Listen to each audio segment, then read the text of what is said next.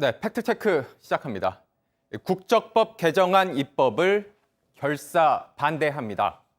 30만 명 넘게 동의한 청와대 국민청원입니다. 정치인들까지 나섰습니다.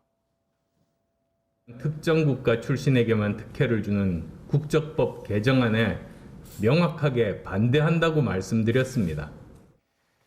이 중국인에게 특혜를 제공하는 법이다. 대한민국이 중한민국이 된다거나 어설픈 매국 행위란 말들이 나왔습니다. 과연 그렇게 볼 수 있을지 하나씩 따져보겠습니다. 우선 법안 내용 이렇습니다. 우리나라에 정착할 목적으로 영주권 따서 살고 있는 외국인들이 있죠. 이들이 국내에서 자녀 낳으면 별도의 귀화 과정 없이 간단한 신고로 한국 국적 주겠다는 겁니다. 그런데 잘 보면 조건이 있습니다. 2대째 한국에서 나고 자란 외국인, 그리고 한민족의 피가 흐르는 동포, 그러니까 조선족으로 부르는 중국 동포, 우즈베키스탄 고려인, 한국계 러시아인 등이 대상입니다. 중국 국적자인 조선족이 절대 다수이긴 하지만 이들을 아무 혈연 없는 중국인이라고 볼 수는 없는 겁니다. 조선족은 우리 법률상 엄연히 재외 동포에 해당합니다. 다른 외국인과 달리 국가가 혜택을 주도록 되어 있습니다. 현재 국내에 머물고 있는 중국 동포는 62만 명입니다. 이 가운데 개정안 대상이 되는 중국 동포 숫자 많지 않습니다. 3,700명 정도이고 여기서 매년 수백 명 수준으로 늘어날 거로 예측이 됩니다.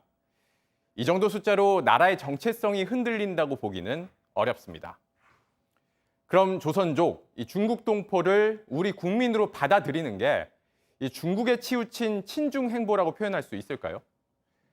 일제시대 때 주로 중국으로 간 조선족은 원래 대한민국 국적을 가질 수 있었습니다. 이게 불가능해진 건 1992년 중국과 수교를 맺으면서부터입니다. 조선족을 중국 국적을 가진 중국 공민으로 보게 된 겁니다. 정부가 중국과의 외교 마찰을 걱정했기 때문입니다. 정부는 재외동포법 처음 만들 때도 조선족은 동포로 인정 안 했습니다.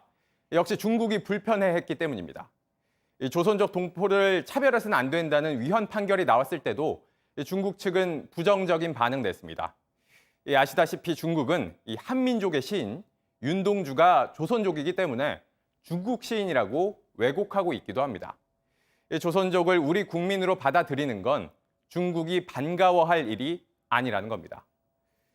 인구 감소에 대비해 재외동포를 포용하자는 주장, 이번에 처음 나온 건 아닙니다. 2005년부터 정부나 학계에서 제도적 논의가 이루어져 왔습니다. 박근혜 정부 때도 당시 새누리당 김무성 대표가 저출산 대책으로 조선족을 대거 받아들여야 한다고 말했다가 논란이 불거졌습니다. 팩트체크였습니다.